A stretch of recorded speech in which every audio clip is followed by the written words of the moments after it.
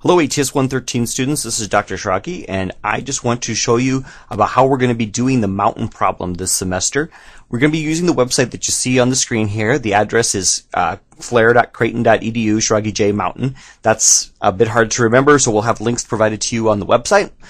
When you go to this website, the problem is that we're not making the mountain problem part of the homework this semester because the software that we use here on this website for doing the mountain problem, it's for some reason not recording your grade when you do it. So instead, you're going to be doing these mountain problems for your own benefit as a preparation for the test instead of being part of the homework. So let me show you what you go ahead and do when you create the mountain problems.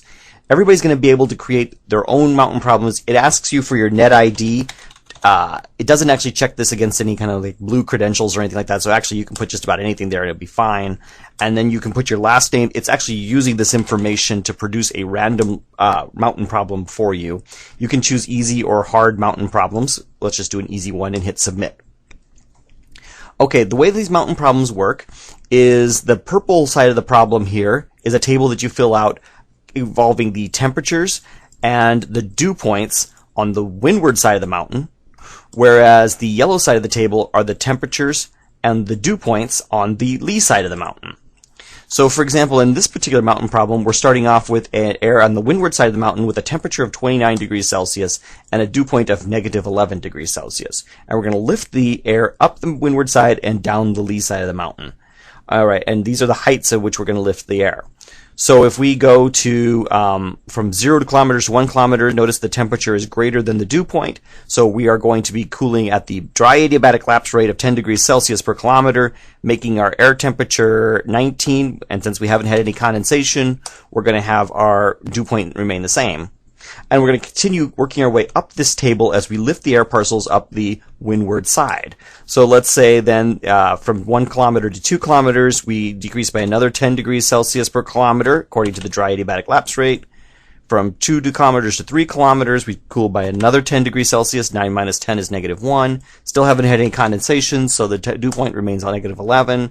And here at 4 kilometers up, negative 1 minus 10 is negative 11, and the dew point is still 11. Notice that in this problem, 4 kilometers up is our lifted condensation level. We now have reached the level at which our temperature is equal to our dew point.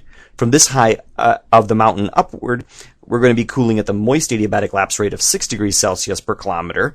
11 degrees below 0 minus 6 degrees is negative 17, and our dew point can't be more than our air temperature, so the dew point is now negative 17.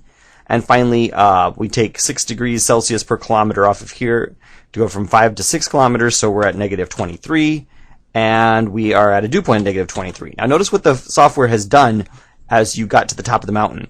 It went ahead and filled those numbers in over here on the lee side as you put them in over here. Now we're going to work our way down the lee side of the mountain.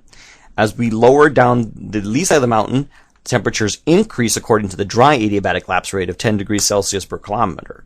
So to get from 6 to 5 kilometers, we're going to cool by 10 degrees Celsius, so we'll be at negative 13. And our dew point won't change because we're not having any condensation anymore. In fact, we can go ahead, I'm just going to use cut and paste here. I'm going to cheat and put negative 23 all the way down the lee side of the mountain, and then just work my way down the lee side of the mountain with temperatures increasing 10 degrees for every kilometer. So we're at negative 3, let's see, I guess that would be 7, 17, 27, and 37. And in theory, we have now completed the mountain problem. It looks good because on the windward side of the on the lee side of the mountain, the temperatures should be warmer than they were on the lee side. The other way around.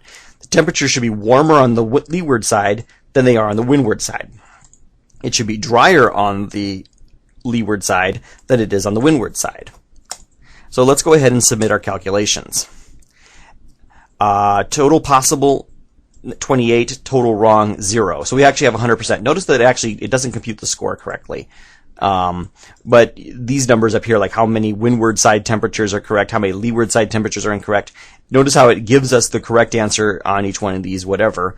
And we in this case have it all right. Now down here is where the problem lies. Notice where it says, what do you want to do? Try it again or record this try?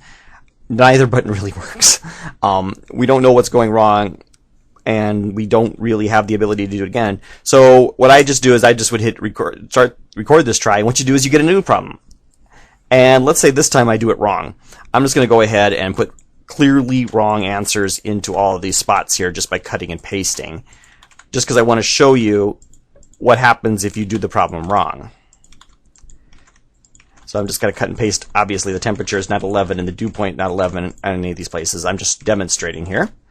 And then if I hit submit the calculations, total possible 28, total wrong 26. In fact, just by chance I must have gotten some right. Oh no, actually the ones that were given were right.